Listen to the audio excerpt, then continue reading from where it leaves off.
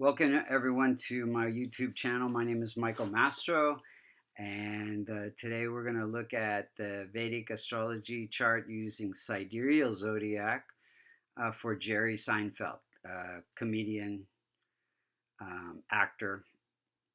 So if we look, he was born in 1954. If we look to the eastern horizon when he was born, you would see the constellation associated with Aries rising at 14 degrees. Any planet that's within 5 degrees of that midpoint of every house, like Sun, like Saturn, like Mars, um, have a lot of impact in the chart. So we in this system of astrology, we place a lot of emphasis on multicona signs. Multicona signs means many planets rule two signs, but only one of those signs becomes a multicona sign. For example, Venus rules Taurus and Libra.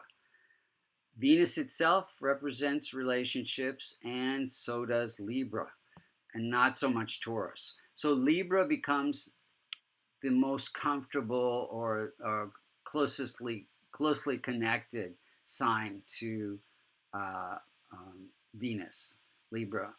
So the multicona signs are 1, 4, 5, 6, 7, 9, and 11. And wherever you find these signs, the houses that are sitting in represent some aspect of our life. So these are the aspects that we're learning about in this lifetime. So we see um, Aries ruled by Mars in the first house. First house has to do with connecting with your life purpose, um, possibly fame and strong personality.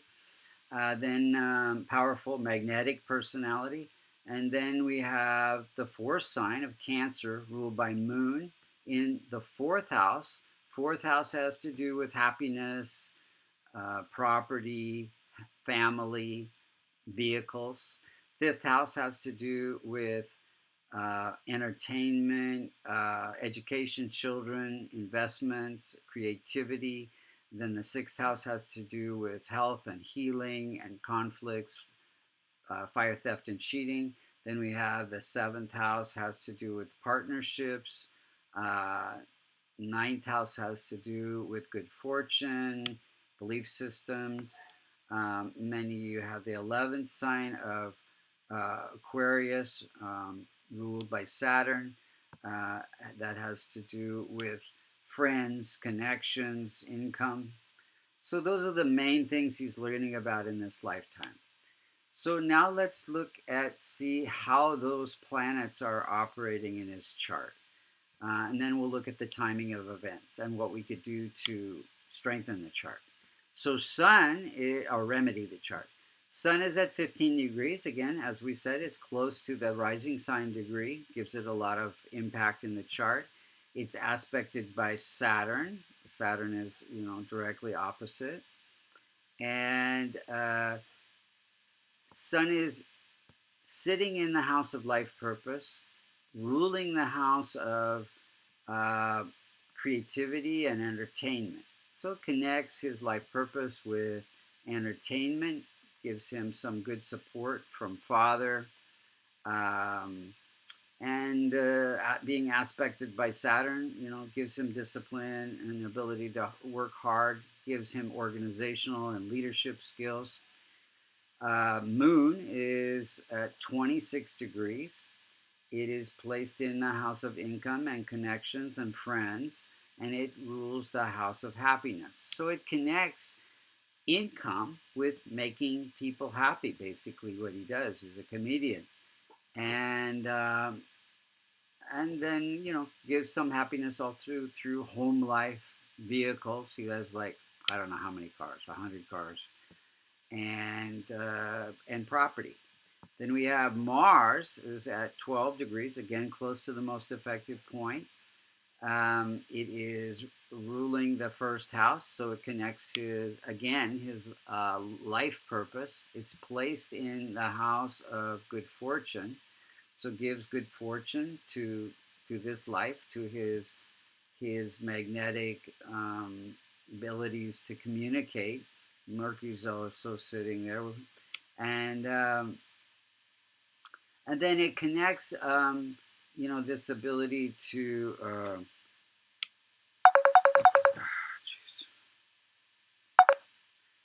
It connects this ability to um, uh, have some, something to do with belief systems. Connects, Mars is over here, so something about attacking making fun of people's belief systems as part of his comedy routine. Sarcasm, and just making fun of people's little life challenges. Mercury, any multicona sign found in the 6th, 8th, or the 12th house becomes malefic. That means it can cause challenges. Now, I don't see Mercury causing any issues. It's fairly benign. It's not aspecting anything in the 1st house or the 7th house within 5 degrees. So it gives, connects this conflict systems and little things that people do. And the remedy for Mercury is helping with children's charities, which he does. Let's see. Jupiter's at 1 degree. It's fairly weak in young age. It is ruling the house of good fortune and belief systems and religion, and it is placed in the house of performing arts. So it gives good fortune through performing arts. He's like one of the highest paid comedians, and also connects this kind of aspect of spirituality with his performing arts. He's been meditating, I think, 50 years, and attributes it to his success, done TM for many, many years. Then we have Venus ruling the house of partnerships, placed in the house of wealth. So it connects his wealth with partnerships. His manager, Larry David, the producer, writer, all the other people in the cast of Seinfeld, all in partnership. So connects that strong partnership with his wealth, his fame. Then we have Saturn is at 12 degrees, close to the most effective point, ruling the house of income. So it gives income, again, through this strong partnerships. A lot of actors have strong partnerships. And then, let's see here. So that's the Saturn.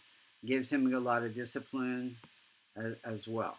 And a dry sense of humor, Saturn. And then that's aspecting his personality, his 1st house. Rahu and Ketu are at 24 degrees. They're always balancing material and spiritual. So again, his desire for good fortune, but through attacking some belief systems. And then K2 giving insights to his performing arts and how to make people laugh. And then adding that aspect of spiritual nature, his being disciplined with his meditation. Let's look at the timing of events. He was born in a Jupiter Sun period. Sun connecting entertainment with that good fortune through entertaining other people. And then his show, the Seinfeld show, ran from 89 to 98 during a very, very strong Jupiter period. Then we got married during a Venus period. Venus's wife represents wife. And then he had a daughter in 2000 during a Sun-Moon period. Sun ruling the house of children. Moon giving a feminine nature to his children, so it was a daughter. And then we wrote a children's book in a Jupiter period, writing and publishing, fine arts, being in the House of Fine Arts gives good fortune. And then we have he he started this show called Cars Getting Coffee, where he had celebrities like Obama and people just ride around in the car and go get coffee and have little discussions. That started in 2012. It's a very successful Netflix series. And that started in a Venus Jupiter period. Venus, in the House of Wealth, partnerships with the people that he did these interviews with. Yeah, so those connect. Now he flipped his car. One other thing I forgot to mention. So Mercury, being malefic, he has publicly admitted that he had a form of autism. It was very hard for him to communicate with other people. And you often find this with comedians. They hide their insecurities with, making jokes. So interesting that his communication, which is connected to autism, um, being, the malefic nature in his birth chart. Let's look at this time he had this accident. It was April 3rd, 2008, and he did end up, I think, in the hospital, but recovered very quickly.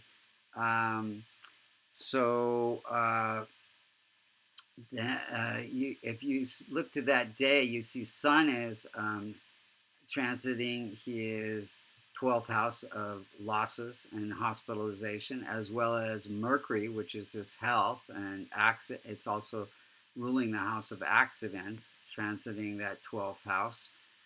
You also have Venus there as well. So,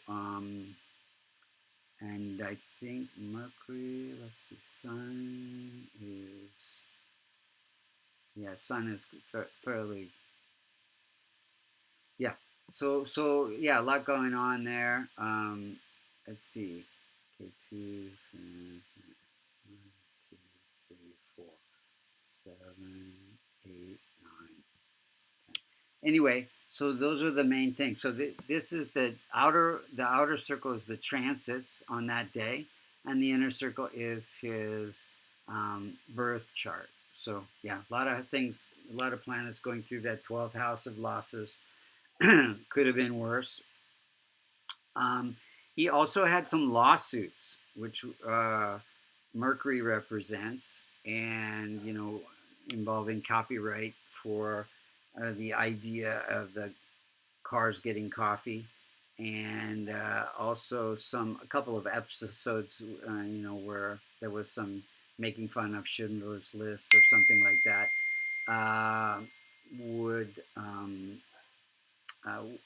But the lawsuits never really went forward. They got stopped, and I think it's because the Mercury is fairly benign in his chart, not afflicting anything in the birth chart, and then also he's doing the remedy for Mercury. So let's talk about the remedies. So Rahu and K2 are always going to be malefic. Rahu is helping people who can't help themselves. K2 is helping